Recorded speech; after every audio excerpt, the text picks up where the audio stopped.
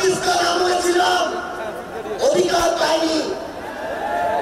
54 বছরের স্বাধীন বাংলাদেশে ছিলাম, অধিকার পাইনি। আজ থেকে 1 বছর আগে এই মঞ্চে ফ্যাসিবাদী ব্যবস্থার বিরোধ এবং নতুন রাজনৈতিক বন্দোবস্তের স্বপ্নে খুনি হাসিনার পতন ঘটানোর ঘোষণা দেওয়া হয়েছিল। 1 বছর হয়েছে, কাঙ্ক্ষিত অধিকার পাইনি। আমরা আর হতাশার কথা বলতে চাই না। আগামীর বাংলাদেশে আমরা যে অধিকারগুলো পেতে চাই, যেভাবে বাংলাদেশকে দেখতে চাই, আমরা সেগুলো এই মঞ্চ থেকে বলতে এসেছি।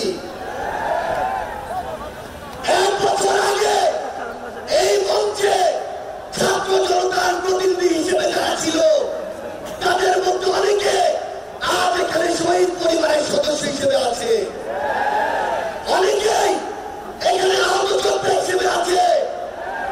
আমরা এই মঞ্চে আজ আমার শহীদ ভাইদের হত্যার বিচার চাইতে এসেছি। আহত যোদ্ধাদের রক্ত ঝরার বিচার চাইতে এসেছি।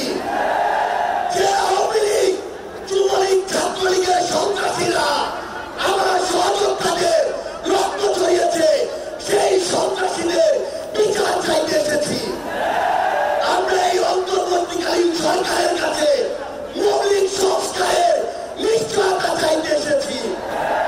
আমরা আমাদের অসহায় শহীদ পরিবারগুলো, একমাত্র অবলম্বন হারানো শহীদ পরিবারদের পুনর্বাসন চাইতে এসেছি। স্বাস্থ্যকর অল টাইম ফ্যামিলি কেক, সব সময় অল টাইম হেলদি লাইফ।